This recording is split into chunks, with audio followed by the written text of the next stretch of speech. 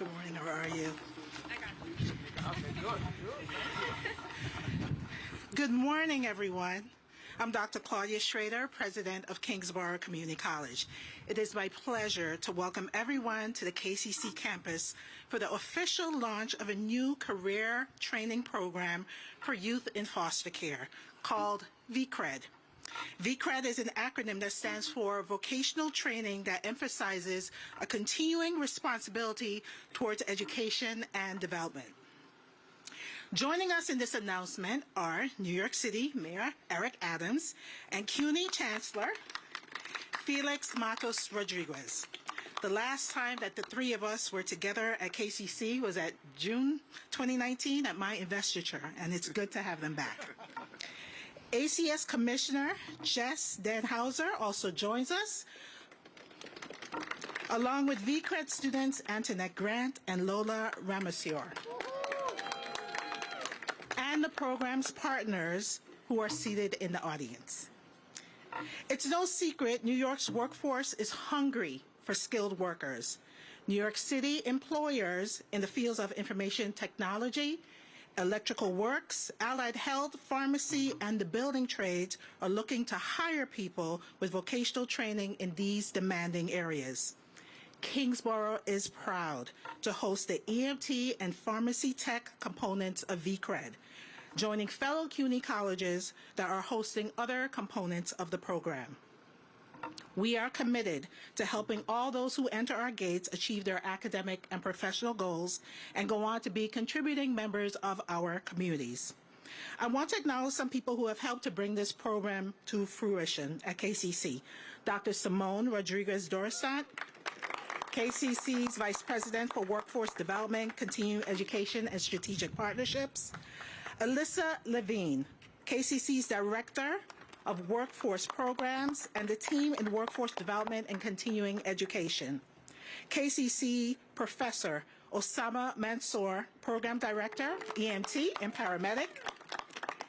Omar Serrano, EMT Instructor. And ACS Assistant Commissioner Raymond Singleton. Investing and believing in the power of CUNY and its community colleges is not new to the mayor. Mayor Adams has a long history of working with Kingsborough, supporting various projects, programs, attending events, and most especially inspiring our graduates at commencement. Mayor Adams is no stranger to us at Kingsborough. I am honored to welcome him back and welcome him to the podium. Thank you. Thank you so much, Ms. President. And, drawing back on my childhood days, I would share with you the hawk is out here. So I'm going to be brief. And I'm really excited about this program because promises made, promises kept. For far too long, we have ignored the young, bright, smart, energetic minds of those who are in foster care. And it's unimaginable that aging out at 21 and not having a support base. I don't know where I would have been if I would have had to age out without any support at 21. I called my mother all the way up until I was 60 years old. So you just continue to need the support of your family. And this program understands that, and the real partnership between LaGuardia Community College with just a fantastic leader here at the school, speaking at the graduations, understood what it means to attend a community college and the role it plays. I am a Tufa CUNY graduate from New York City College of Technology and John Jay College. And the diversity on these grounds, when you do an analysis of the diversity of the students that attend here, you understand how important community is. And I say this over and over again. I'm going to continue to advocate for our youth. You saw our summer youth program, over 100,000 young people. We received summer jobs. We're going to have a paid internship program, how we're leaning into what we're doing in our school system, the announcements that we did around early childhood development and doulas. That is the focus areas, an upstream approach, especially and particularly for those who experience some level of diversity in their lives, they need the support that they deserve. And for those young people who have been in foster care or had contact with the juvenile justice system, instead of leaving them there, we need to be there for them to give them the support. That's why today I'm proud to announce the new V-CRED program and the partnership between ACS and Kingsborough Community College. You know, both of you should be proud of this, the commissioner and the president of the college. And to Antoinette and Lola, you know, thank you. You know, I'm actually going to see if you want to come on board with my office. You have some great energy, both of you. You know, just really very positive. You know, just greeting you. People tell you by your greeting. You know that. And, you know, I don't know. You know, the next mayor better watch out because you have that real handshake that goes with it. But this new vocational training and apprenticeship program is going to help our young people prepare for good jobs and bright future. These programs are crucial because you can start out with a good job, a good career, and then it's a pathway to what you want to do. Starting out in community college allowed me to continue to go into law enforcement and then become a state senator and a borough president. What we have failed to do, we have failed to bring a ladder in the room so people can have an opportunity to climb up that ladder. This program is bringing a ladder into the room, and we're going to make sure that just not allowing these young people that age out to wing it, we're going to be there and be the wind under their wings so they can reach their full potential and place them on a career path so they can move in the right direction. And we're going to give them the support that they need to explore different careers. As was just mentioned, you have 2 careers that you are exploring and opportunities to find how they can be productive citizens and contribute to our city. In just 1 year, a young person can go from learning a skill to getting a job in 1 year. Jobs like EMT, nursing assistant, electricians, helper, and IT support, all of the new growth you're seeing in the IT industry in the city, these young people can move into those employment opportunities. And we need the new tech industry to come to our campuses and see the young people we have here. Don't recruit outside our city when you have great homegrown product right here in the city of New York. And they're going to continue to receive the support that they need. V-CRED lays the groundwork for a career, a union job, or even building your own business. And that is why we're proud of this initiative. Because the job is not just a paycheck, it's the foundation for a good life. And in fact, it's a foundation for a great life. We will continue to be supportive and work with our city to improve our economy and improve the lives of young people in the city. And we're creating upstream solutions. I say this all the time. We should not wait until our young people fall in the river and pull them out. Let's go upstream and prevent them from falling in the first place. And we're going to we spend too much time fixing broken promises instead of preventing those broken promises from taking place in the first place. So I'm really proud of this initiative. It's going to continue to grow. We're going to use this as a pilot and figure out how do we continue the expansion of this to continue to give opportunities to our young people who have either early introduction to the criminal justice system or those who are in foster care aging out. We want to give them the support that they deserve. So I thank you for this partnership, and I want to bring on Dan Hauser to go further in the program and give you the breakdown of it. Thank you very much. Thank you, man. First, I want to say thank you to Mayor Adams. I've witnessed for many years now your commitment to our young people. Our young people in foster care and juvenile justice have no greater ally than you, so thank you so very much. Good morning, everybody. I'm Jess Danhauser, the Commissioner of ACS, the Administration for Children's Services. I'm so happy to be here with Mayor Adams at this beautiful Kingsborough Community College campus. I learned on the way here that our general counsel at ACS is an alum. He said he didn't get enough time on the beach, so he might be coming back. Today we're announcing V-CRED. That's our newest vocational training program. I want to give a very special thank you to CUNY and Kingsborough, who are not only our hosts today, but a key partner in the success. Second, I want to thank the Kellogg Foundation and New Yorkers for Children, which is ACS's philanthropic partner, for the funds and support to make this program possible. Their funds gave us the support that the ACS staff could run with and make this program with partners all across the city work.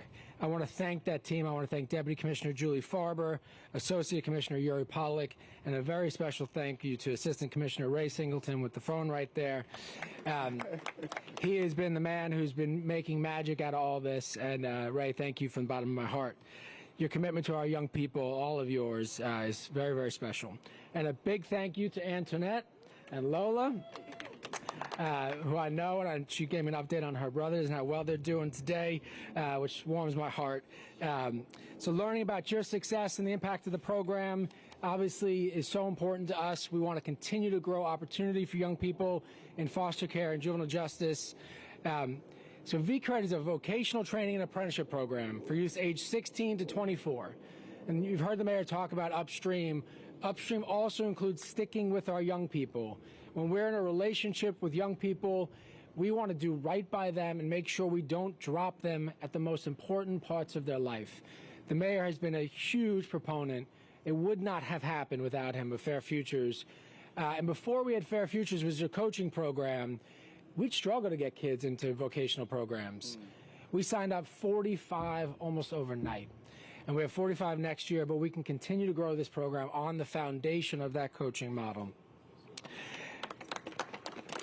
As part of the program, youth participate in professional certification through courses offered by Kingsborough.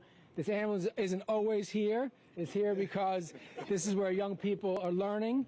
And so I want to turn it to someone very important to this program, the Chancellor. And I just wanted to outline, before I do that real quickly, the mayor said there's 5 vocational tracks: information technology, electrician's helper, allied health, farm tech, and building trades. And one of those key partners here at Kingsborough does the EMT program. And I was learning about an instructor who called these young women in Ray's office to say to them, don't give up. And earlier, I think it was you, Lola, who shared that you got lucky to pass the test on your first time. What did I say to you? That's not luck. That's hard work. That is hard work.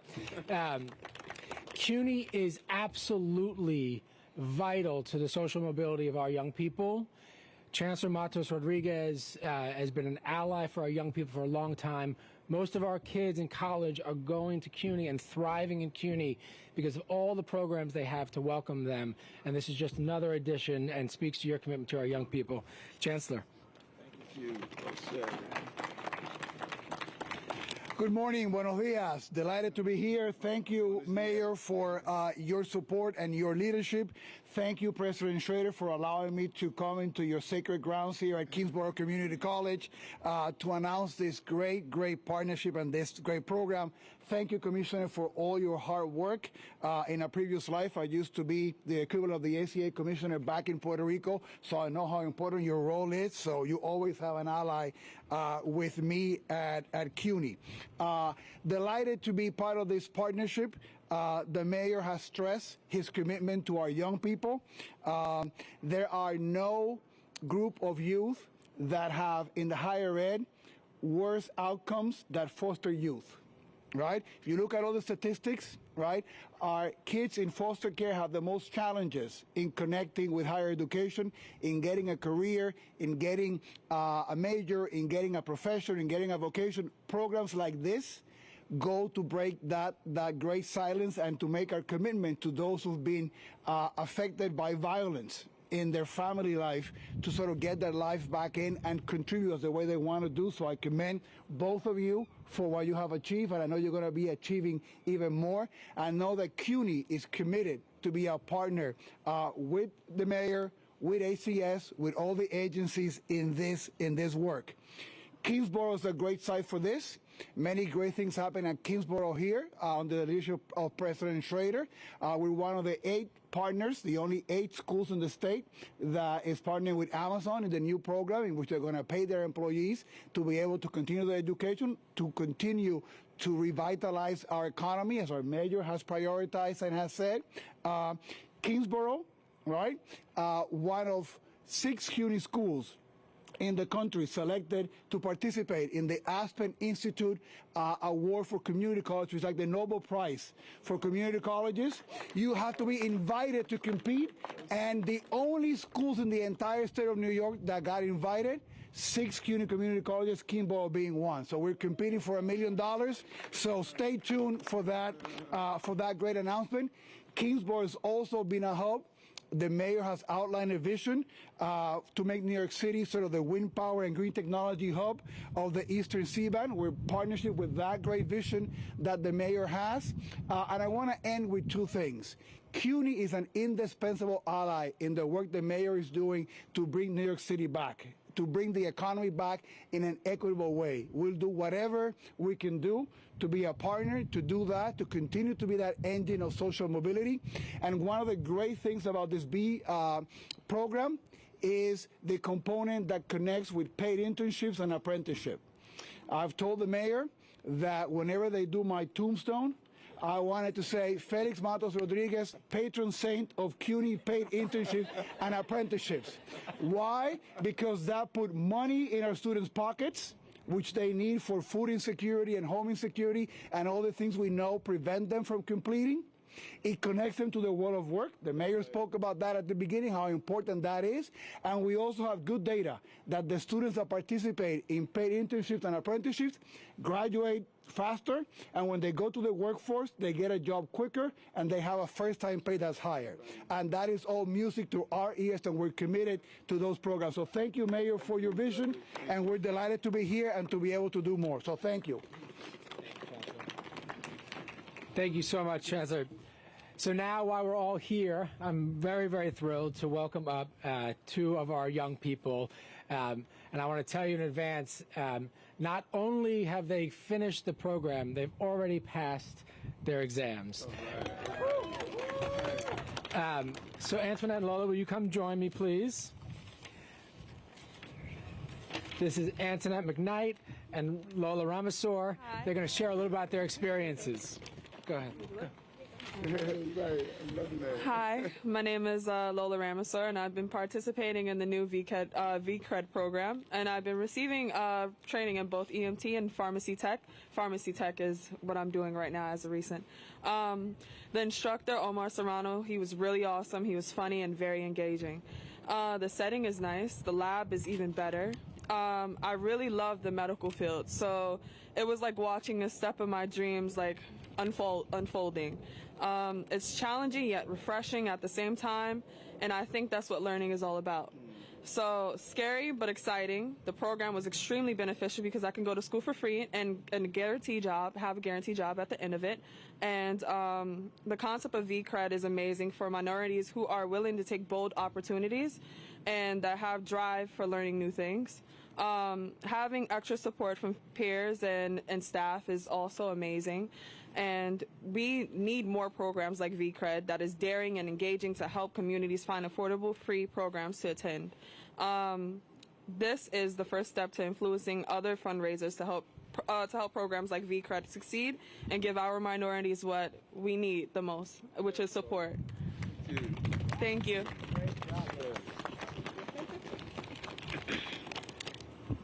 Good morning, everybody. Good morning. Okay, so my name is Antoinette McKnight. I'm sorry, I'm a bit nervous. That's okay.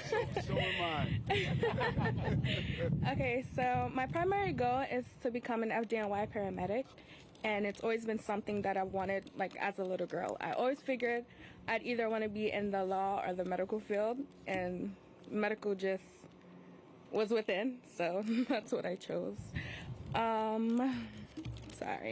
With the help of this V-CRED program, I was able to move forward in achieving the goal and bettering my future. I was also given the opportunity to experience the life as an EMT by doing rounds in which we were able to, help those who were in need. And the experience was just, I won't ever forget it. And, you know, sorry, y'all. It made me more confident about my career choice. But because of this program, I am now a certified emergency medical technician. And I can follow in the next steps in becoming a paramedic. Without this program, I don't see how it would be possible, like as of right now, because I'm now, you know, I am in foster care and I just, you know, left the system, so I'm on my own. So with this program, it's bettering my future. Let's just leave it like that. But the staff and everyone was very helpful. They provided equipment. They provided, you know, our uniform. And they were just very encouraging. And I'm glad I was able to participate. So thank you.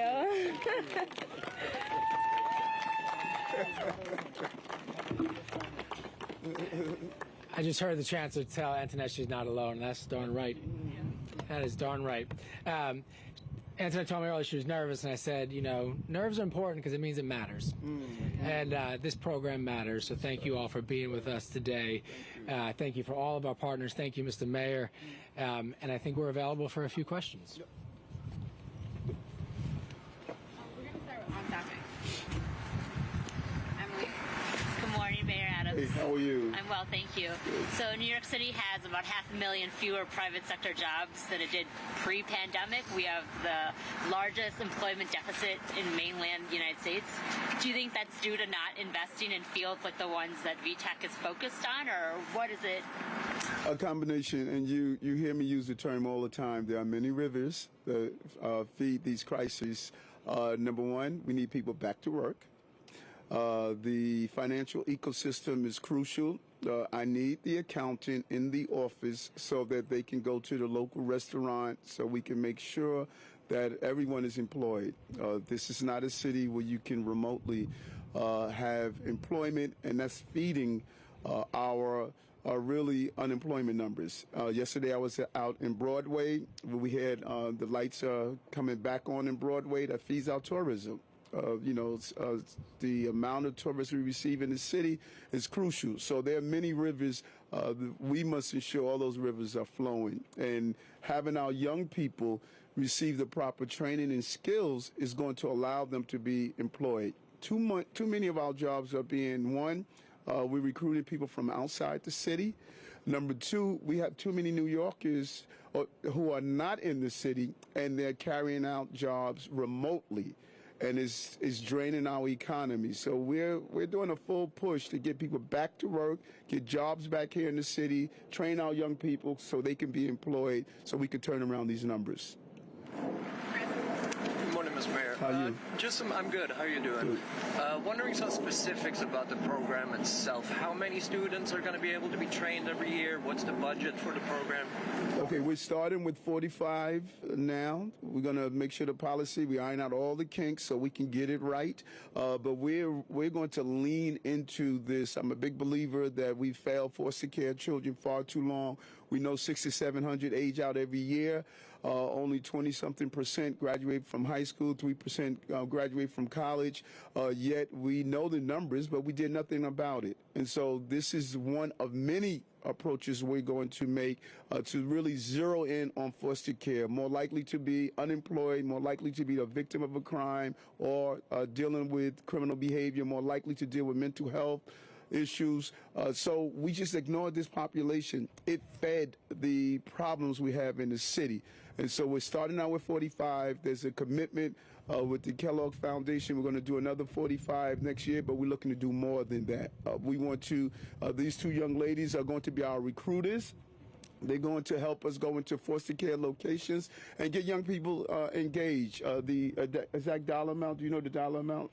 It's about the Kellogg Foundation grant is about $200,000 each year over the next 2 years. But all of the ACS staff, all of the work that President Schrader and Kingsborough, that's all public resources going into this program as well. And we're going to invest more in the next budget cycle. This is going to be a hallmark of our reaching out for young people. Anyone on topic? All right, you can. Okay. Okay. All right. Thank you all. Let me just deal with these off topics, you know. Okay? Thank you so much. Thank you. Thank you for everything. We'll take a few off topics.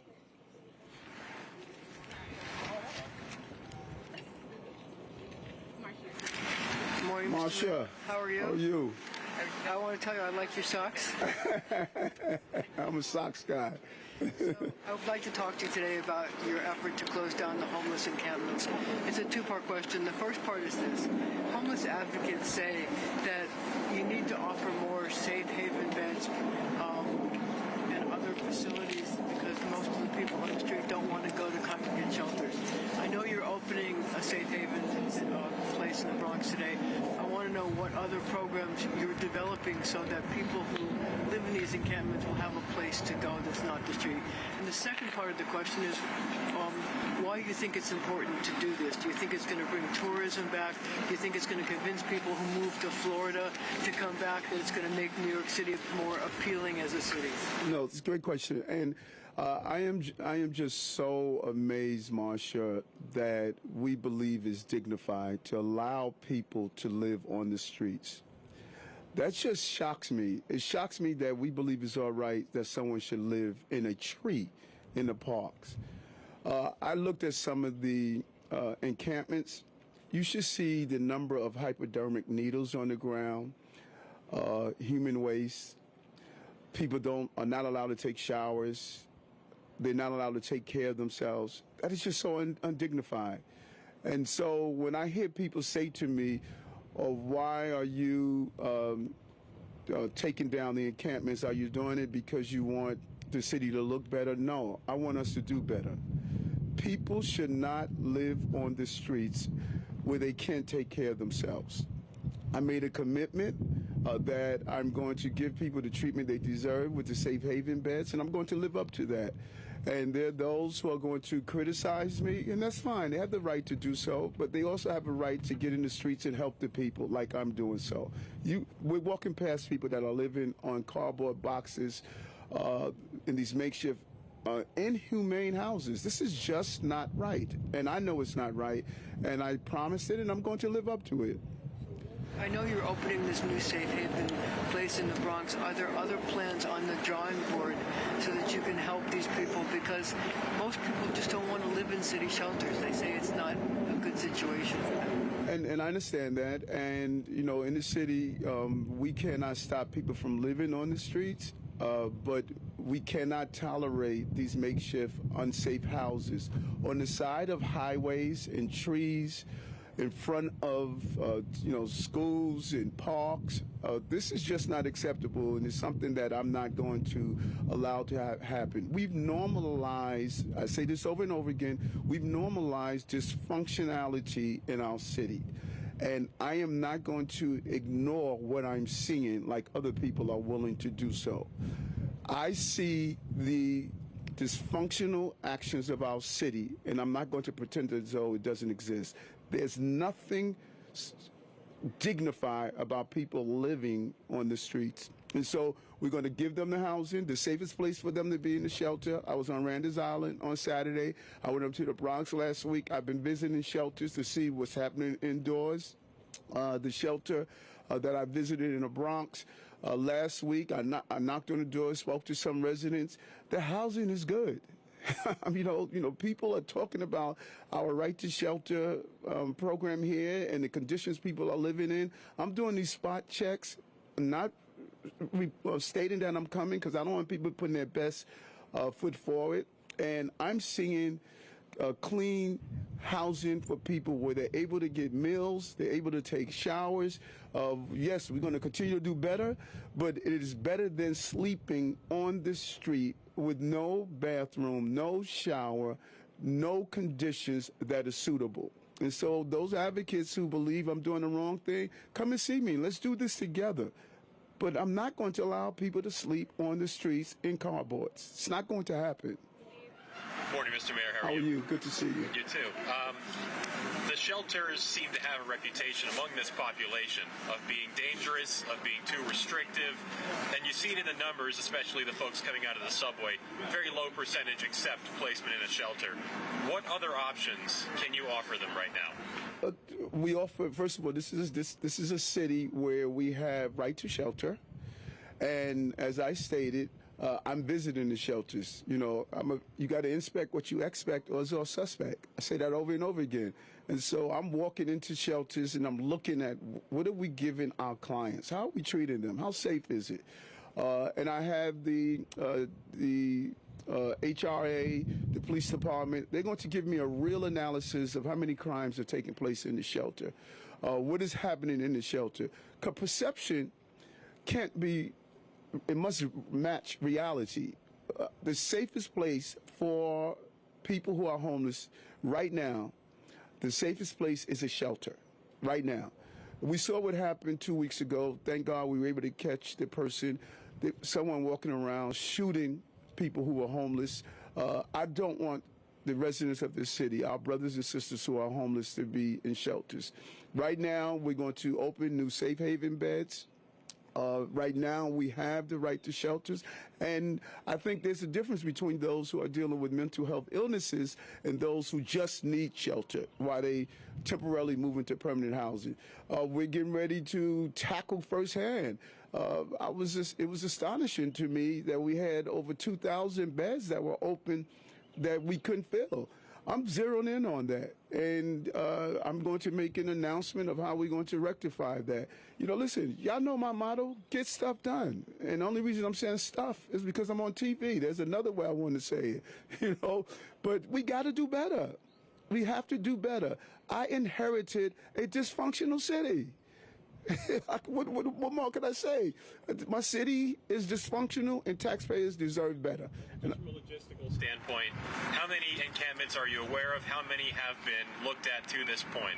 I believe the number was 180. We're going to give a full profile of exactly the encampments. I believe tomorrow we're going to be giving a full profile. And you have to see some of these encampments, and you have to see the difference of just removing an encampment, what it did for that entire block. You know, I'm just really proud that we were able to do it. I made a commitment, and I lived up to the commitment, and our city is going to finally see, yes, we can. Thank you, Mr. Mayor. Just to follow up on the past two questions, as you were saying, even if the shelters are safe from your point of view, the perception among a lot of homeless people is that they are not, and they will under no circumstances go back to a congregate shelter because of fear that they might get beaten up or robbed or something else horrible. How do you change that perception to make sure that people actually go into shelters? And it's about producing a better product. We're going to do something I'm really excited about as we go out to talk to those who are homeless. And we're going to go out, hit the streets. You know, people are going to joke about it and laugh about it. They're going to do caricatures about it. But we're going to go with brochures and show, here's what a safe haven bed looks like. This is where you're going to. This is not your dad's, I used to say your dad's Oldsmobile. This is not going to be your dad's safe haven bed. We're going to show people, here's where we're asking you to go. We know they're afraid of congregate shelters. We know that those who are dealing with mental health illnesses, that they've been assaulted, they've been preyed upon. We're aware of that. And so now we have to go out in the streets and tell them, we're not putting you back in a place where you were treated unfairly. We have a new model of where we're going to take you, and we're going to show them pictures. This is where you're going to. Here's this clean, safe place, and we're going to have wraparound services, medical professionals, the psychological help that they need. And so this is a new product that we're going to roll out, and we're going to get it right. When I go to look at a place I'm going to stay abroad, I want to see pictures. Where are you sending me? And we're going to do that. We're going to show them that this is a better environment than you having to live on the train. People living on the train or on the streets is an indictment on our entire city of what we're doing. But also, you know, let's be clear on something. The homeless problem is all of our problems.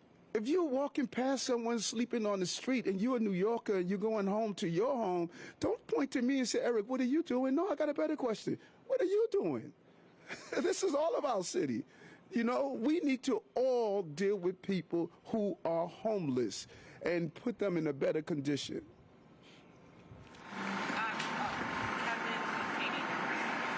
Mayor Adams. Yes, sir. Please don't get upset. Never get upset. All right, good. The about the comments after the game Sunday. Which game? The one where Kyrie Irving played.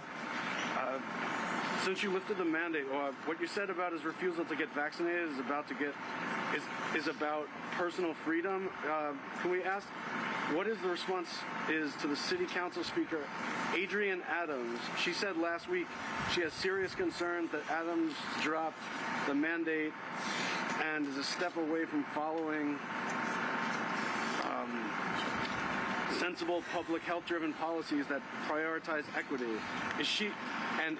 She said the exemption sends the wrong message that higher paid workers and celebrities are being valued as more important than our devoted civil servants, which I reject. Do you agree with her assessment, and what do you make of this criticism? And again, I want you to get your phone on so I can. Listen, I said this over and over again. We have 8.8 million people and 30 million opinions, but we only have one mayor.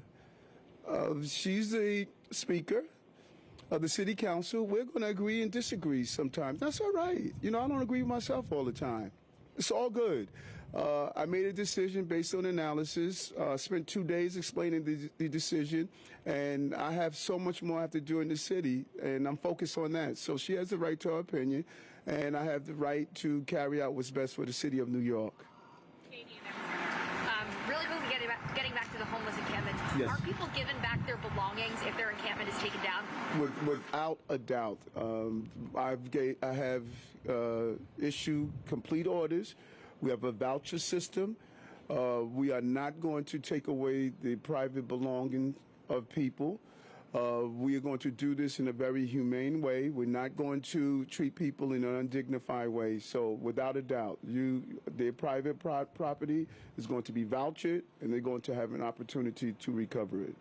And on subway crime, there was slashing last night and then the sex assault on Thursday. Can you comment? I'm sorry, there was... the sex assault on Thursday in the Q train stop, and then last night there was a slashing. Can you just comment on the subway crime? Yes.